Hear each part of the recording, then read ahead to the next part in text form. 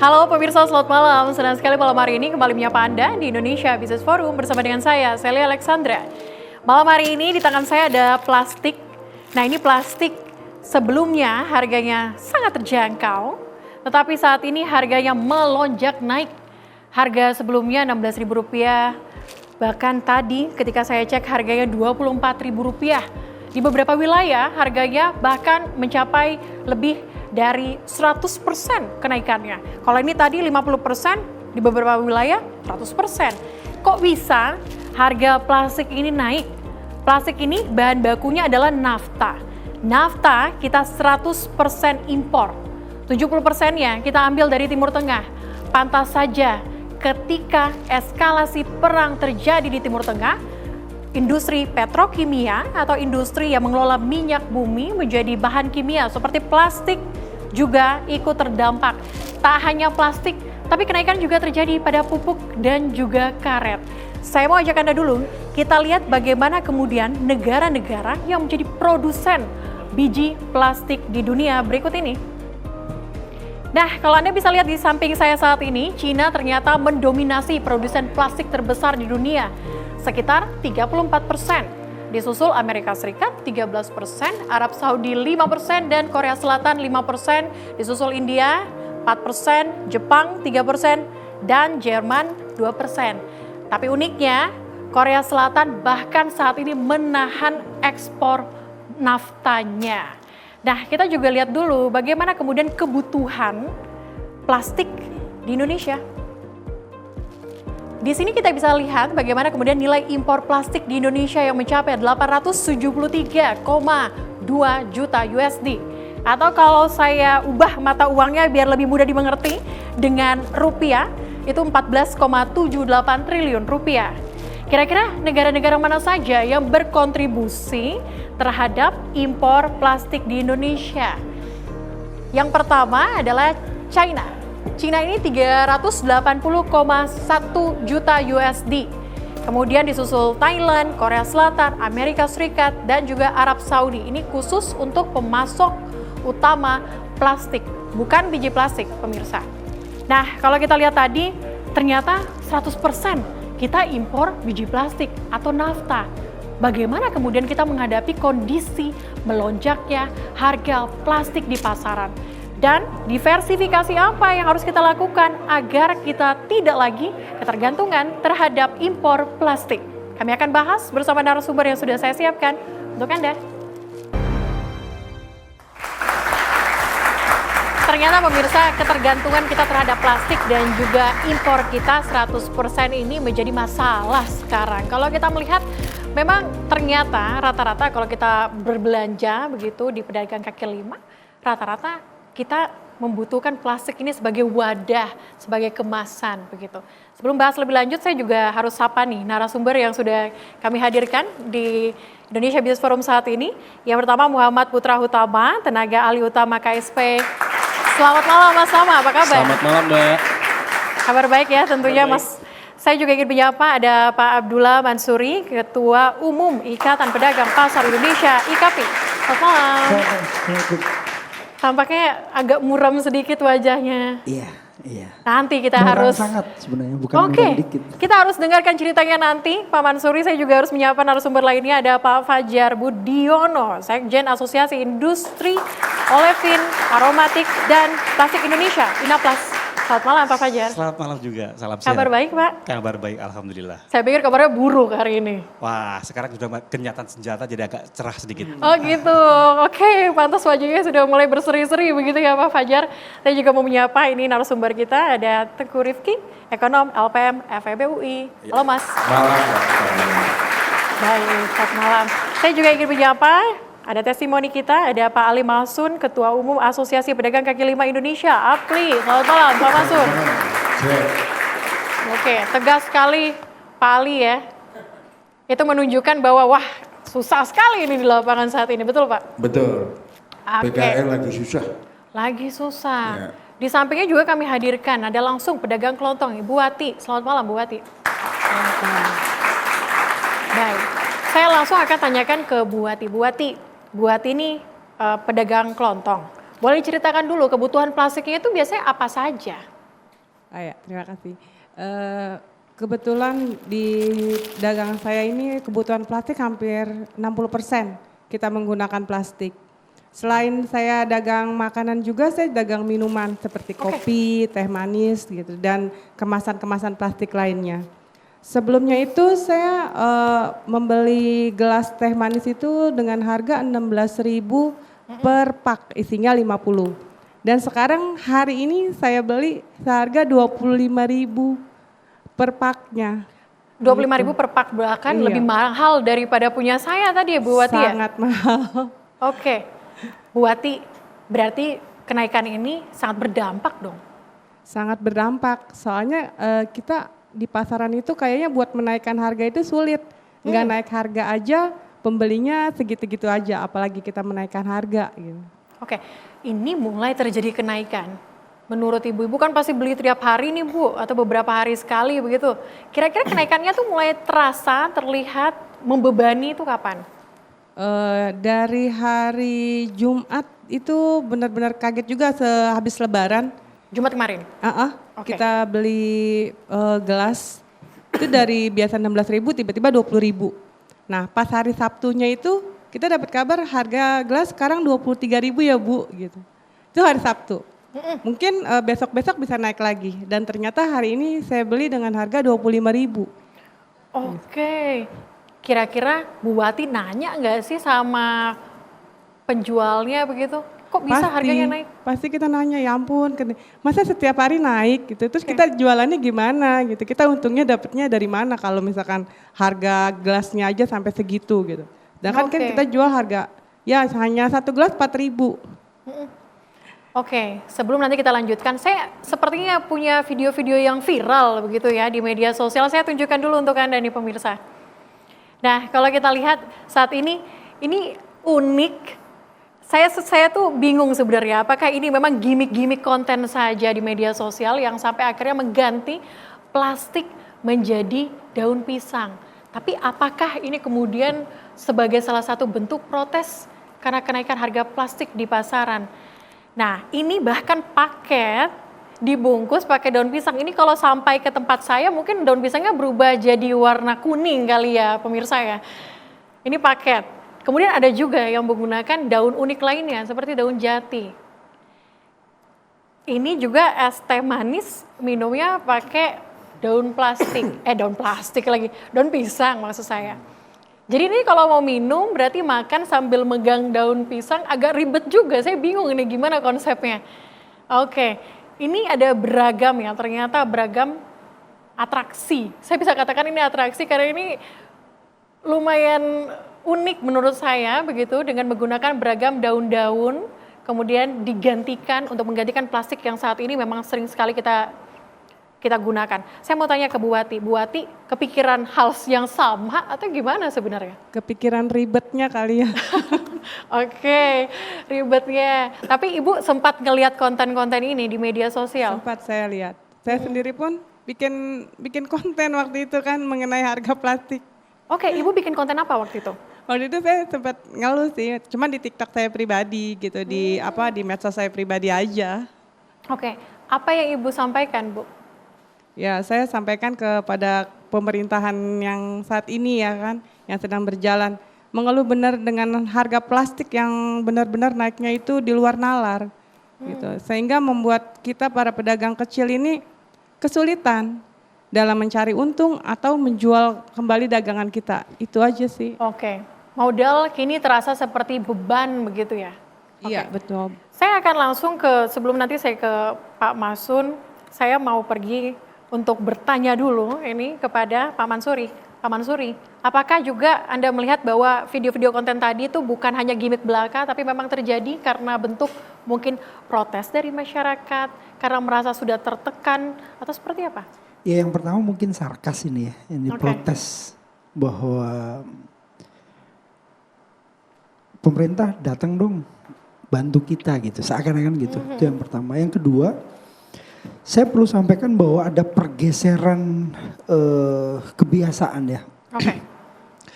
Dulu daun pisang, daun jati itu merupakan komoditi hampir wajib bagi tempat-tempat jualan dulu. Oke. Sebelum pergeseran ke plastik. Karena memang daun sudah semakin sulit dan mahal, masuklah plastik. Mau tidak mau plastik lebih murah dan lebih mudah waktu itu didapat sehingga kita bergeser ke plastik. Sampai tempe saja, tempe yang dulu selalu pakai daun, Oke. berganti jadi daun sedikit tambah kertas. Berganti lagi jadi plastik. Hampir seluruhnya plastik. Dan sekarang baru terasa pedagang tempe. Udah kedelainya mahal, kedelainya naik, plastiknya naik. Itu satu jenis komoditas. Kita belum bicara hampir semua komoditas yang basah. Semua yang basah. Itu semua menggunakan plastik. Pedagang. Ayam, daging, ikan, itu semua menggunakan plastik. Bahkan kan kalau kita ke pasaran saat ini banyak yang udah di-pack secara khusus begitu ya. Sudah kayak per berapa ribu, 5.000, 10.000 begitu ya. Nah, bergeser lagi ke komoditas yang cabai yang kering ya. Cabai, bawang, bahkan sayur mayur saja itu dulu cukup di tali, sekarang nggak mau plastik. Nah, problemnya adalah masyarakat kita karena sudah terbiasa maunya double-double gitu. Belinya cuman 1/4 tapi minta plastiknya double. Itu yang kami hadapi. Nah, keluhan ini sebenarnya sudah terjadi Ramadan sebenarnya. Oh, sudah dari Ramadan? Sebenarnya keluhan ini sudah sampai ke kami Ramadan. Ada potensi kenaikan yang cukup bertahap ya. Okay. Nah, untuk tinggi dan setiap hari kenaikannya itu setelah Idul Fitri. Setiap hari. Bahkan beberapa hari terakhir hitungannya jam.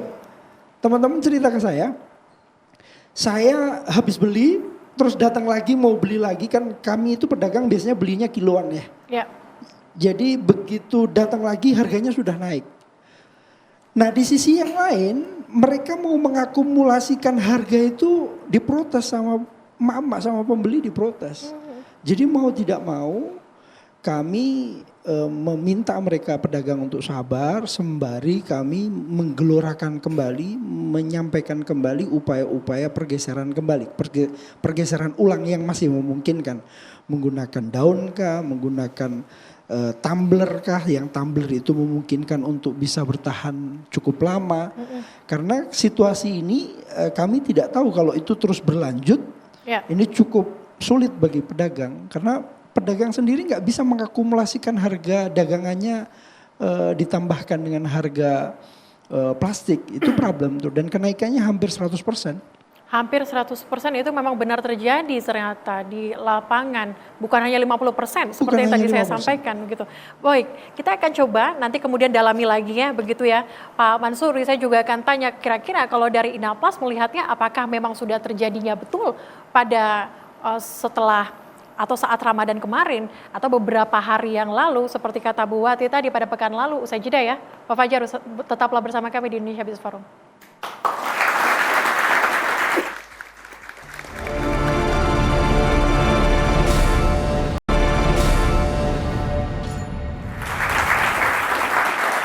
Anda kembali bersama dengan kami di Indonesia Business Forum. Sebelum nanti saya akan dengarkan bagaimana kemudian respon dari Inaplas, dari Pak Fajar. Saya mau ke Pak Ali Mausun dulu. Pak Ali, kalau tadi kita sudah dengarkan nih testimoni juga pedagang kelontong. Kira-kira pedagang kaki lima saat ini seperti apa kondisinya, Pak? Yang pertama, saya tadi baru menerima Ketua DPW Provinsi Jambi. Oke. Ya, jadi plastik gelas yang Mbak Celia pegang itu 20.000 naik jadi 43.000. Di Jambi? Di Jambi. Oke. Dan di berbagai wilayah yang pertama kali terdampak dan terberat Pak Fajar adalah pedagang kaki lima, terutama terkait makanan dan minuman. Yang kedua adalah warung kelontong, ya, karena pembelian mereka juga hampir semuanya terkait dengan plastik. Yang kedua, keluhan ini sudah menyeluruh di seluruh tanah air. Keluhan bahwa biaya produksi untuk barang yang dijual kawan-kawan PKL dan UMKM ini sudah di seluruh Indonesia. Rata-rata 70 sampai lebih 100%. Kenaikan plastik. Berarti 50% itu masih murah ya Pak ya? Masih murah. Oke. Saya nggak tahu yang diwawancari siapa di daerah DKI Jakarta itu rata-rata 50%. Apakah karena dekat dengan Istana Merdeka atau bagaimana saya nggak tahu ya. Oke. Itu satu. Kenapa? Karena di Kalimantan Selatan itu plastik gelas yang awalnya 280.000 isi 1.000 itu sekarang 560.000 rupiah. Demikian juga di Semarang dan sebagainya. Namun saya bersyukur kawan-kawan ini kan sudah tahan banting ya. Hidupnya dia selalu berhadapan dengan situasi yang sulit. Mereka selalu beradaptasi, mencari sebuah inovasi dan kreativitas. Dan saya bersyukur kawan-kawan hingga hari ini sebagian besar tidak menaikkan harga jualan. Mereka bersiasa yang pertama, kalau itu jualan gorengan itu ukurannya dikurangi, Mbak Celia. Oke. Ya. Kalau mereka kemudian warung kelontong yang awalnya kalau beli tahu plastik sendiri, beli tempe sendiri, beli gula sendiri sekarang dijadikan satu. Fenomena ini juga terjadi di seluruh pedagang pasar di seluruh tanah air. Kemudian yang ketiga, seperti tadi dikatakan Pak Abdullah Mansuri, kawan-kawan industri tempe itu juga sama, tidak berani mereka menaikkan harga. Demikian juga industri tahu. Bahkan pedagang tahu gembrong di kota Semarang itu sangat tidak berani menaikkan harga, hanya mengurangi ukuran. Kenapa? Karena daya beli rakyat kita hari ini sebenarnya belum beranjak naik dari dampak pandemi COVID 2019. Oke, tapi Pak Masun, kalau tadi Anda bisa lihat video yang sudah saya tampilkan yang juga viral begitu ya soal mengganti menjadi daun, itu menurut Anda bentuk protes kah? Yang pertama, Indonesia ini unik, negara besar, negara kaya, sampai hari ini 81 tahun merdeka, nafta 100% impor. Unik saja begitu. Ya. Negara yang sangat besar, 286 juta penduduknya, sumber daya alamnya terlengkap di dunia, Mbak Celia. Oke, baik. Ya, itu satu. Kemudian yang kedua, ini sama dengan isu gas, Mbak Celia. Ya, kalau di India penduduknya sudah pakai kayu bakar. Mungkin di Indonesia juga sama. Nanti kalau gas melon langka, saya juga menganjurkan PKL ibu rumah tangga kembali pakai kayu bakar. Saya menarik dengan kemudian tadi Anda sampaikan soal impor kita. Kita langsung tanyakan ke Inaplas. Saya mau tanya ke Pak Fajar. Pak Fajar, saya mau Anda coba jelaskan kepada kami bagaimana kemudian sistem impor kita untuk biji plastik nafta. Kita ngambilnya dari mana aja, Pak Fajar? Jadi kalau untuk di Indonesia perusahaan yang nafta cracker itu ada dua, Chandra Asri dan Lotte. Itu 100% impor naftanya. 100%. Iya. Okay. Indonesia ada nafta, cuman nafta kita dipakai untuk BBM. Jadi kita masih 100% impor.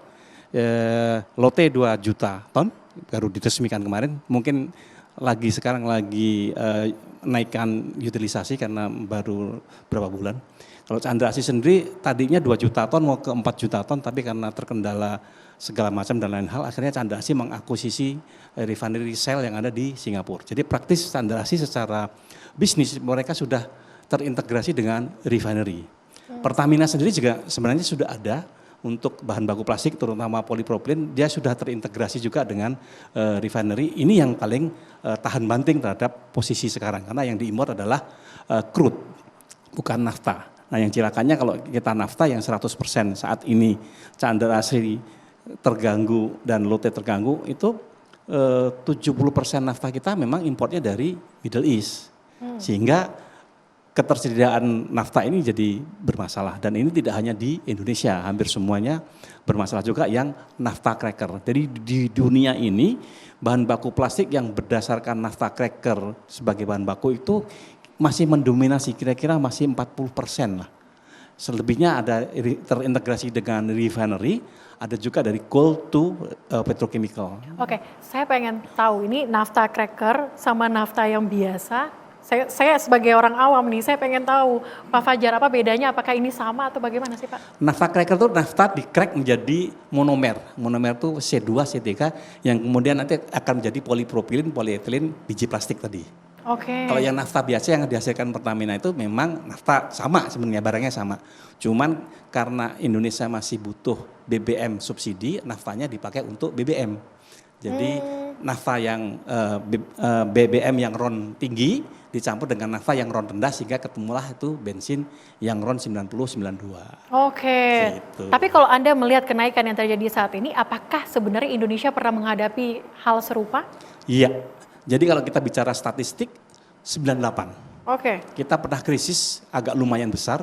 Pada saat itu harga biji plastik itu $400 per metric ton. Kemudian ada gejolak naik turun, minyak dari 40 barrel naik ke 80 turun akhirnya ketemu di 60 barrel. Oke. Dan waktu itu harga plastik setelah krisis ketemu di $800 per metric ton.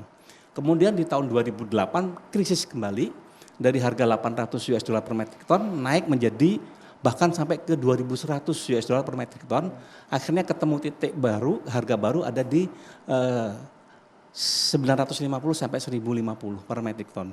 Nah ini kejadian lagi di 2006, krisis lagi karena perang, dari 950, 1050 naik terus rally, tetapi ini belum sampai ke 2000, masih di bawahnya. Mudah-mudahan dengan gencatan senjata ini kenaikannya sudah mulai landai. Oh sudah Jadi, kembali normal. Gitu. Minggu.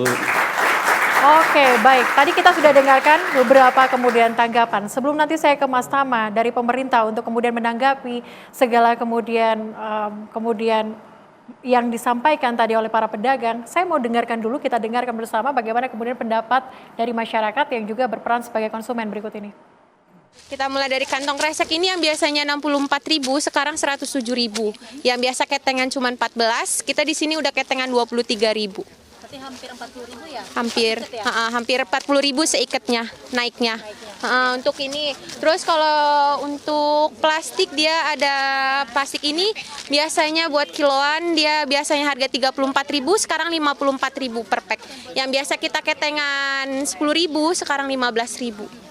Untuk gelas-gelas kayak gini, dia satu karton biasanya cuma 290 kalau nggak 300, sekarang 420 satu karton. Yang biasa di keteng ini 9.000, sekarang jadi 12.000 naiknya. Terus buat gelas kopi nggak terlalu signifikan sih, biasanya 6.000, sekarang jadi 8.000. Bukan kenaikan lagi sih, ganti harga lebih tepatnya. Ya biasanya itu 9.000, terus jadinya 15.000, itu gimana? Itu satu pack ya Bu ya? Iya, contohnya sekarang yang 12.000 jadi 19.000, terus gimana? Meresahkan ini mah bukannya itu. Pada komplain semua lah, tapi namanya itu juga kan namanya juga bahan pokok, walaupun dia apa kan juga tahu itunya. Harus mau nggak mau ya harus pakai itunya. Biasanya 14.000 sekarang 24.000 Bu. Kenapa naiknya bisa 10.000 per satu pak itu Bu? Padahal kita yang ini sama Bu, ini dari 16.000 menjadi 24.000. Kenapa harus naiknya setinggi itu Bu? Seharusnya kan kalau naik itu harus 1.000 atau 2.000, jangan sampai hampir 2 kali lipat Bu. Harganya itu naik sekitar 10 sampai 20.000. Kita ganti aja Mbak mereknya, jadi yang penting kegunaannya tetap sama. Baik, saya langsung akan ke Mas Tama. Mas Tama, silakan ditanggapi ini. Ini tadi aspirasi begitu, kemudian yang disampaikan oleh masyarakat terkait dengan kenaikan harga. Bahkan tadi juga dikatakan oleh Pak Fajar, ini bukan pertama kali sebenarnya Indonesia kita menghadapi krisis kenaikan harga plastik. Iya, mungkin tadi ada hal yang mungkin perlu kami kita cross check bersama ya Pak ya, Bapak Ibu sekalian, terkait dengan jumlah kebutuhan kita untuk nafta itu sebenarnya kita nggak 100% impor. Kita tuh untuk tadi saya setuju tadi betul ada yang untuk gasolin, ada untuk ke energi gitu ya. Ada yang juga untuk jadi petrokimia. Secara angka demand keseluruhan itu 9,2 juta ton itu untuk demand keseluruhan. Untuk petrokimia itu demand-nya atau kebutuhan nasional itu 2,3 juta ton. Nah, dari impor kita dapat 1,4 juta ton, Dan 900.000 ton itu kita dalam negeri. Jadi sebenarnya kita juga menghasilkan dalam negeri untuk nafta yang jadi bahan baku. Nah, yang mau saya sampaikan bahwa saat ini Bapak Ibu sekalian, kita kan menghadapi yang namanya ketidakpastian. Ketidakpastian itu tinggi sekali. Tentu kalau kita melihat harga minyak ini, tentu juga dengan beberapa turunannya ya, nggak hanya BBM siap jadi gitu ya, solar atau bensin, tapi juga ada produk-produk turunan yang lainnya. Contoh, dari minyak bumi itu bisa tadi jadi aspal, bisa jadi naftah, bahan plastik gitu ya. Termasuk bisa jadi produk obat. Itu juga sebenarnya dari minyak minyak mentah gitu ya. Untuk khususnya dari minyak mentah lah intinya. Itu juga untuk jadi salah satu kayak paracetamol seperti itu. Nah, ini kita harus pahami bahwa saat ini harga itu naik turunnya kalau misalkan itu sangat tinggi sekali ya. Naik turunnya harga itu sangat tinggi sekali. Jadi ketika ada sentimen, katakanlah US sedang berusaha untuk melakukan negosiasi, itu harganya turun. Lalu direspon Iran gitu ya, Iran akan memberlakukan ini, tidak akan damai dan lain-lain, harga naik. Sekarang ternyata harga udah di 90-95 dolar per barel. Dari yang sebelum 116 dolar per barel. Kenapa? Karena hari ini ada kesepakatan gencatan senjata antara US dengan Iran selama 2 pekan ke depan. Tentunya kita lihat dampaknya nanti seperti apa terhadap harga minyak mentah kita, yang ujungnya juga akan berpengaruh terhadap harga dari bahan baku plastik ini ataupun nafta ini. Nah, ada 2 hal sebenarnya Bapak Ibu sekalian ya. Satu, kita ngomongin ketersediaan. Kalau bicara tentang ketersediaan atau stok, tentunya bahan baku plastik kita yang tentunya ini juga harus kita lakukan cara-cara melakukan diversifikasi. Saat ini kita ketergantungan tinggi sekali dari Selat Hormuz, dari Timur Tengah gitu ya, yang melalui Selat Hormuz yang saat ini lagi ditutup. Kenapa ketika ketersediaan ini berpengaruh? Ketersediaan ini nantinya ujung-ujungnya mau berapapun harga yang kita minta gitu ya, pasti tidak ada barang ya kalau misalkan sekitar 70 atau 60% itu nafta kita ambil dari impor. Sebagai gambaran seperti Lotte Chemical, lalu tadi yang disampaikan ya Chandra Asih Pak, itu juga sudah menyampaikan force majeure. Mereka akan menurunkan produksi mereka. Tentunya dampak dari seperti ini. Nah, sebenarnya itu beberapa hal yang sebenarnya kita harus pahami bahwa saat ini betul adanya ketidakpastian yang akhirnya berdampak terhadap beberapa harga-harga. Gak hanya energi saja, termasuk juga bahan baku plastik dan lain-lain. Nah, ini ya saat ini diantisipasi oleh pemerintah, oleh Bapak Presiden, di mana saat ini fokus kita adalah tidak menaikkan harga BBM. Harga BBM subsidi tentunya ya, termasuk juga saat ini BBM non subsidi itu masih dilihat tidak dinaikkan gitu ya. Tentunya subsidi itu dikomitmenkan untuk tidak dinaikkan hingga Desember 2026. Nah, ini tentunya juga berdasarkan pertimbangan Bapak Ibu sekalian. Ketika harga BBM naik, contoh ini untuk mempermudah aja ya, 10% kenaikan harga Pertalite itu bisa berpengaruh terhadap potensi kenaikan inflasi gitu ya, sebesar 0,27% poin. Jadi itu juga akan berpengaruh. Nah, inilah saatnya kalau kita lihat kita harus mencari cara-cara agar kita bisa mencari selain plastik. Tadi saya sebenarnya kalau melihat tadi video yang tadi ditampilkan Mbak Celia, justru sebenarnya saya mau menganggap bahwa kita harus kreatif tentunya. Ketika tadi kita sebelumnya tidak menggunakan plastik ya dalam bungkus nasi uduk misalkan contoh. Saat ini ya balik lagi dong, kita bisa menggunakan kertas atau kita bisa menggunakan kertas pisang gitu ya, daun pisang dan lain-lain. Nah, itu langkah-langkah yang menurut saya justru malah kreatif, seperti itu harus dilakukan. Kami pun di KSP sebenarnya juga sempat melakukan komunikasi, berdiskusi dengan kementerian lembaga terkait, dalam hal ini Kementerian Perindustrian, Kementerian Perdagangan, Kementerian UMKM yang ada dampaknya ketika plastik ini naik gitu ya. Termasuk juga kita melakukan diskusi dengan Asosiasi Makanan Minuman, GAPMI gitu ya. Juga melihat seperti apa dampaknya. Tentu hal ini kita pahami saat ini ada terdampak dan pemerintah melakukan upaya-upaya agar dampak yang dirasakan oleh masyarakat tidak semakin besar. Seperti itu. Oke, pemerintah melakukan beragam upaya, tetapi tadi yang salah satu upaya kemudian yang disebutkan oleh Mas Tama adalah diversifikasi. Nanti kita akan tanyakan kepada Mas Rifki. Usai jeda tetaplah bersama kami di Indonesia Business Forum.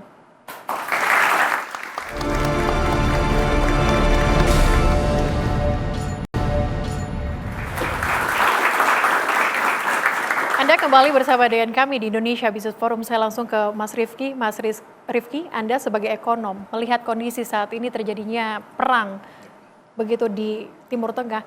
Ternyata bukan hanya BBM kemudian yang menghantam kita dan juga menjadi perhatian Indonesia, tetapi juga industri petrokimia, khususnya plastik, di mana masyarakat ketergantungan sama ini. Di sisi lain ada pupuk dan juga karet.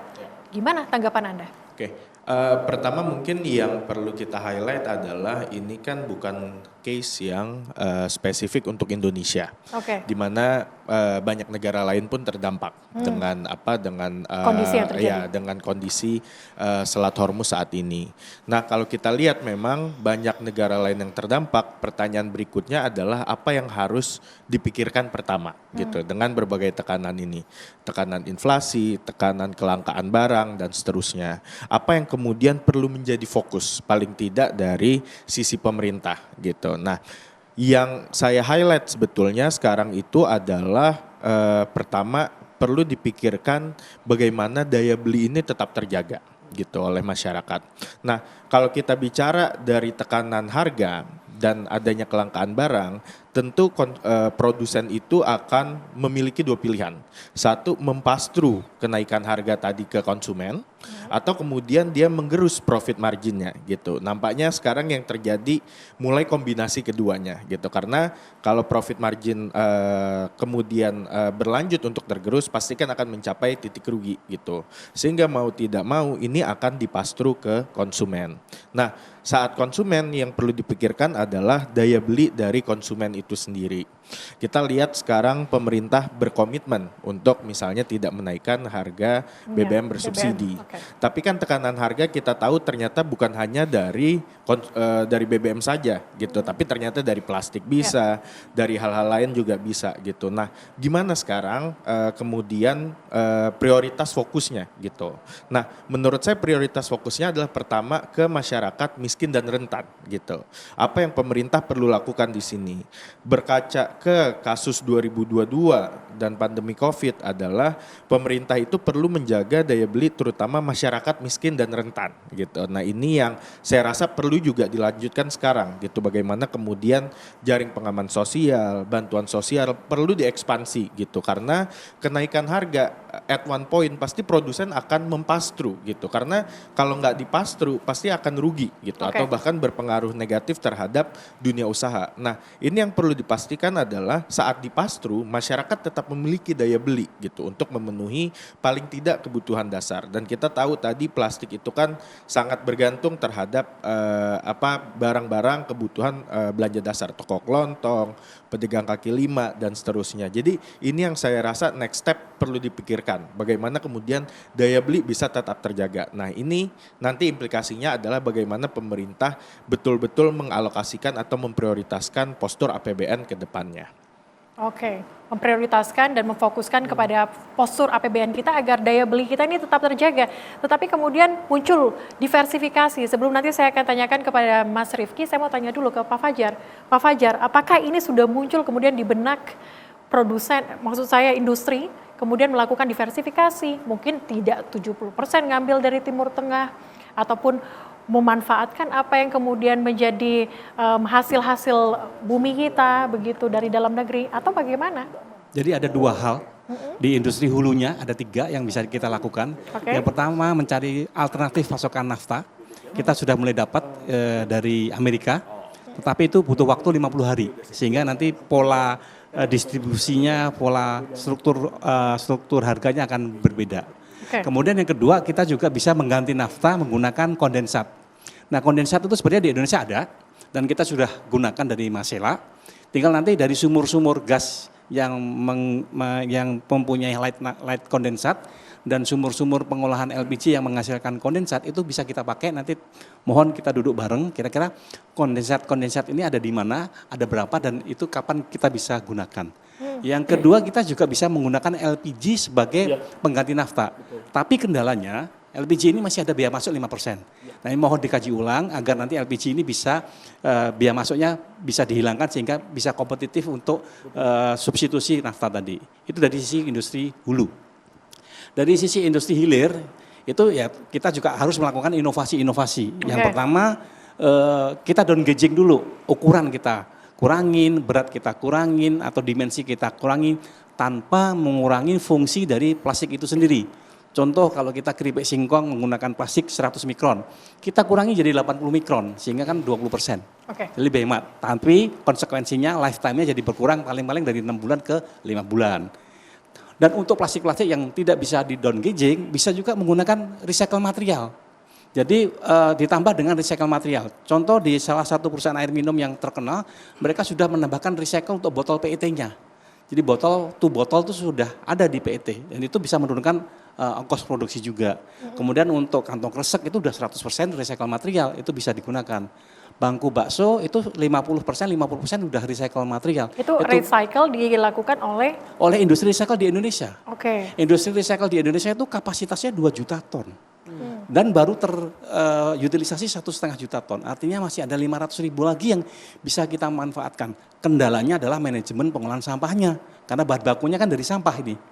Jadi kalau manajemen pengolahan sampahnya benar, ini nanti akan menjadi berkah tersendiri, jadi pemulung bisa naik kelas. Tapi dengan adanya kenaikan ini, harga recycle material juga ikut naik. Ini kelihatannya berkah juga bagi teman-teman di industri recycle. Kemudian yang ketiga, kalau memang tidak bisa dilakukan juga, mencampur plastik dengan filler. Filler itu apa? Bisa dari kapur, talek, atau silika. Ini contoh kayak karung. Karung itu 5% adalah kapur, itu bisa dinaikkan kontennya. Gelas itu tadi yang gelas teh itu kan tidak harus bening. Bisa ditambahkan filler. Akhirnya harga filler itu kan di bawah Rp1.000. Sehingga kalau 5%, 10% kan dia bisa turun harga per piecesnya. Jadi bisa terjangkau. Dan ini persis dialami pada saat 98 dulu. Dulu tuh gelas air minum dalam kemasan yang 250 ml itu 4,5 gram. Sekarang tinggal 2,8 gram. Nah, menginovasi-inovasi begitu yang harusnya sekarang ayo kita mulai. Mumpung momentumnya ada sambil kita menggunakan material-material yang bisa kita gunakan. Kemudian ke depan kita juga tidak harus tergantung sama minyak bumi saja. Karena industri petrokimia ini bisa juga dari batu bara, bisa juga dari biomas. Biomasnya dari CPO. Dan nanti program SAF itu yang bioaftur itu bisa menghasilkan bionafta juga. Nah, ini perlu kita dorong. Paling tidak jangka panjang 2035 kita harus bisa lepas dari ketergantungan minyak bumi sebagai sumber bahan baku petrokimia. Baik, dari apa yang tadi Anda sampaikan dari hulu ke hilir, saya mau tanya dulu kepada Anda, yang mana yang kemudian cost produksinya akan sangat besar, kemudian akan berimpact juga kepada masyarakat, yang mana yang paling murah, yang kemudian menjadi pertimbangan paling ideal untuk dilakukan? Yang paling bisa kita kontrol inovasi di hilir tadi, menggunakan recycle material, menurunkan berat dan mencampur dengan filler. Itu yang paling gampang kita lakukan. Kemudian kalau di industri hulu, alternatif pasokan nafta kita sudah dapat, tinggal nanti mengkalkulasi waktu tempuhnya yang 50 hari tadi, semoga bisa menutupi sisa persediaan yang masih ada. Kemudian yang ketiga sebenarnya LPG ini urgent. Kalau bisa di 0% kan di Amerika banyak sekali LPG. Itu bisa langsung switch kita. Saya ke Mas Rifki. Mas Rifki, ini jadi banyak perhatian. Tadi sudah kita dengarkan juga. Khususnya untuk di hulu dulu saya mau tanya ke Anda bagaimana kemudian untuk bea masuk yang saat ini 5% untuk LPG menjadi 0%. Apakah itu possibilities itu ada dalam postur APBN kita? Ya, kalau terkait dengan bea masuk sebetulnya itu ada possibilities gitu. Tapi memang isunya sekarang ini kan harga globalnya yang tinggi gitu. Bukan kemudian karena bea masuk dia itu menjadi mahal gitu. Tapi memang karena harga globalnya itu tinggi.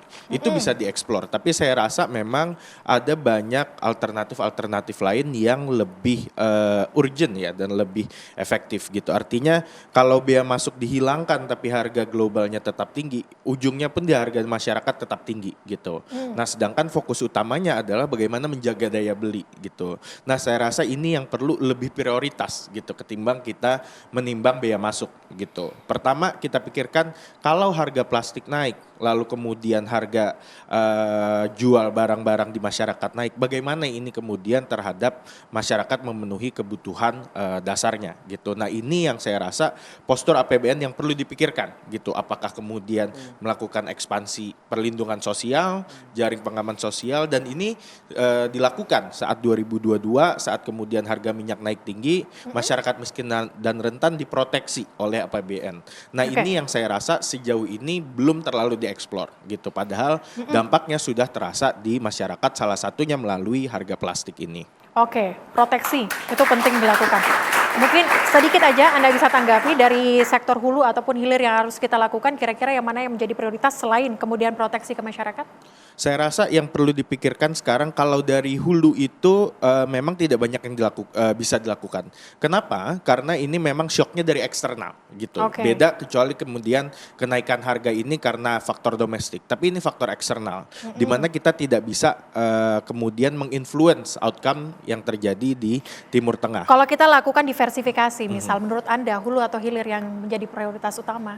Saya rasa dari hulunya gitu, karena ini kan kita bicara shocknya itu eksternal gitu, di mana eksternal ini mempengaruhi hulu kemudian berdampak ke produk-produk hilir. Nah tentu ini kita lihat dari jenis produknya. Kalau kita bicara plastik ini tentu dari hulunya. Ini akan berbeda dengan produk-produk lain karena kita juga tidak boleh lupakan ini shock juga mempengaruhi berbagai harga produk-produk lain gitu, di mana kita perlu lihat produk mana yang kita sudah ada di dalam negeri gitu, apakah hulu atau hilirnya. Yang belum ada ini kita perlu diversifikasi lebih lanjut. Oke, nanti akan ditanggapi oleh Mas Tama bagaimana kemudian diversifikasi yang tadi sudah disampaikan oleh Pak Fajar, kemudian juga tadi juga ada highlight begitu dari Mas Rifki seperti proteksi ke masyarakat, begitu juga fokusnya kepada hulu. Usai jeda tetaplah bersama kami di Indonesia Business Forum.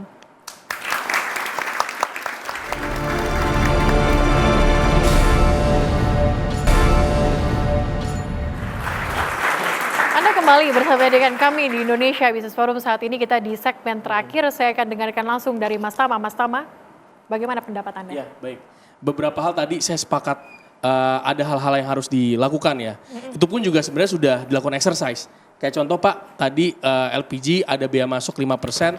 Tentu nanti trade-off-nya terhadap tadi kita penerima negara ya dari bea masuk, tentunya ada trade-off, itu lagi di exercise. Bagaimana dampaknya ke penurunan harga. Lalu selanjutnya juga ada beberapa hal Pak, saya sepakat Pak bahwa kita harus melihat ini sebagai bentuk kita melakukan transformasi kebiasaan baru gitu ya. Biasanya contoh kita untuk BBM, biasanya kita ke kantor gitu menggunakan transportasi pribadi, lalu menggunakan BBM yang tidak hemat gitu misalkan ya. Kita kan sekarang ada WFH, kita berganti budaya kerja kita diganti ke WFH sehingga tidak mengeluarkan biaya untuk BBM, atau kita menggunakan transportasi publik gitu ya. Dan sama halnya dengan plastik. Plastik ini pada dasarnya beberapa tahun terakhir sebenarnya Indonesia juga sudah mulai berkomitmen untuk menurunkan penggunaan plastik. Kenapa? Karena plastik ini sangat sulit untuk diurai. Jadi kita melihat momen ini sebenarnya, kalau kami melihat momen ini tentunya juga menjadi wake up call gitu ya. Jadi kita harus ingat bahwa gak hanya soal lingkungan, soal kita ketergantungan dalam plastik, tentunya itu juga berdampak tidak baik buat kehidupan kita sehari-hari. Cost kita bisa bertambah. Nah tentunya kan saat ini juga didorong ya, ada 3R, reduce, reuse, recycle. Tentunya juga itu juga harus dilakukan, kita harus mengurangi. Kita juga tadi saya ngeliat beberapa VT tadi itu juga sangat hal-hal yang sangat bagus sekali.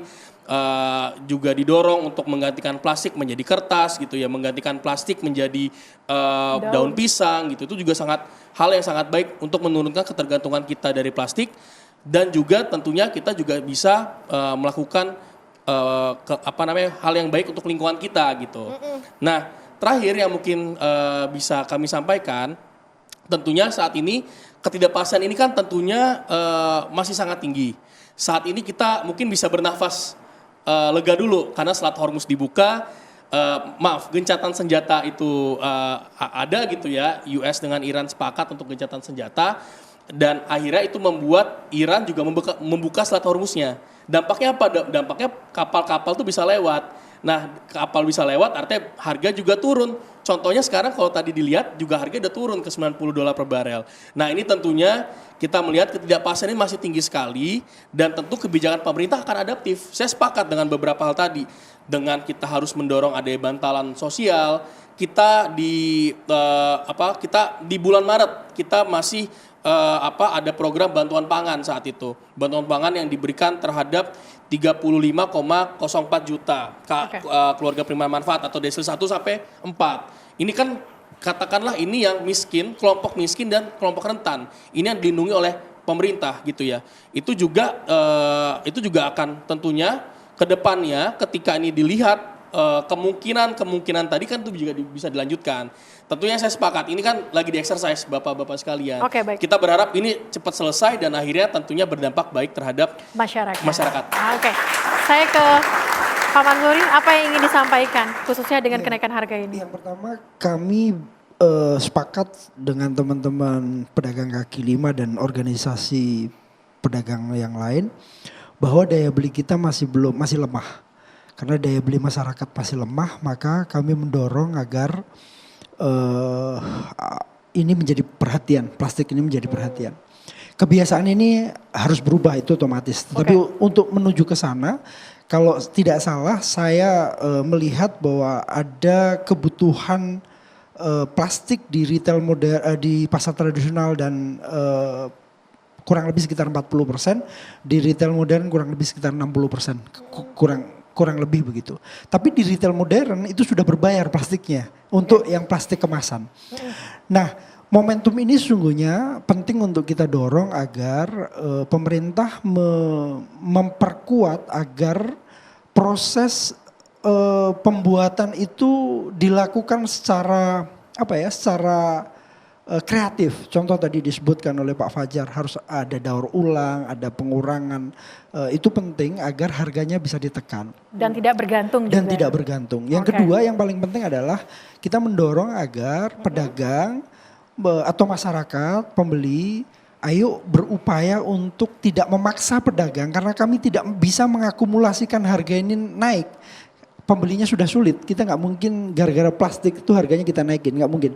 Maka kami minta kepada masyarakat upayakan melanjutkan membawa gerakan ayo belanja ke pasar, membawa kantong anyaman, membawa tumbler yang tahan, untuk itu memungkinkan untuk kita gelorakan secara terus menerus agar pedagang nggak ditekan. Mak-mak itu maunya pokoknya plastiknya nambah, itu jadi problem yang kami hadapi secara terus menerus. Ini perlu perhatian dari pemerintah bahwa kami sudah sesak nafasnya. Baik, kalau dari Pak Ali, Masul silakan singkat saja Pak. Yang pertama kami minta kepada pemerintah, ini kan kalau dalam dunia kedokteran masuk emergensi. Kita nggak bicara transisi energi, diversifikasi itu masih panjang. Kita juga nggak bicara Selat Hormuz dibuka, tapi kan kilang minyak sama pabrik petrokimia hancur lebur sekarang. Butuh waktu 6 sampai 1 tahun. Oleh karena itu saya minta kepada pemerintah segera panggil seluruh pabrik plastik di Republik ini. Karena tadi saya melihat di informasi bahwa Indonesia menurut BPS nih Mbak Celia, bulan Januari masih impor plastik 14,5 triliun. Baik. Bulan Februari masih impor plastik 14,76 triliun.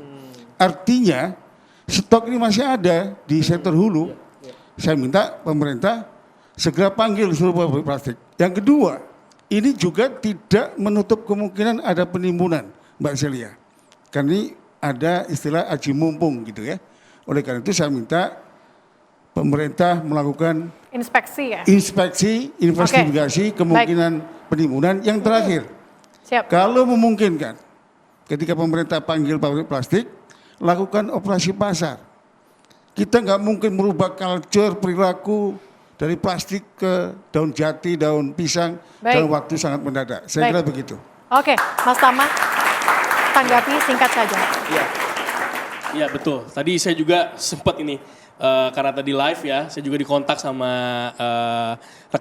teman saya yang dari Chandra Asih juga menyampaikan saat ini mereka juga sebenarnya sudah menemukan sumber nafta baru yang biasanya dari Timur Tengah, saat ini dari US, dari Afrika gitu ya. Tentu Pak, itu saya mereka bilang bahwa saat ini mereka akan berproduksi kembali gitu ya.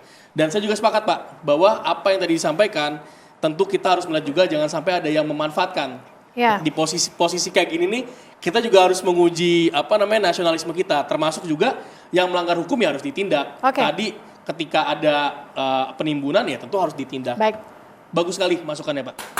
Oke, baik. Di sisi lain kalau kita lihat daya beli memang saat ini masih rendah. Kenaikan harga ini seakan menjadi persoalan. Tapi di sisi lain pemerintah itu melihat ini sebagai sebuah wake up call dan akan melakukan diversifikasi ke depannya untuk nanti bisa mengatasi ketergantungan impor kita.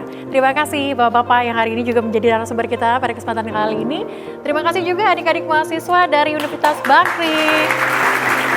Saya Celia Alexandra, pamit undur diri. Terima kasih. Sampai jumpa.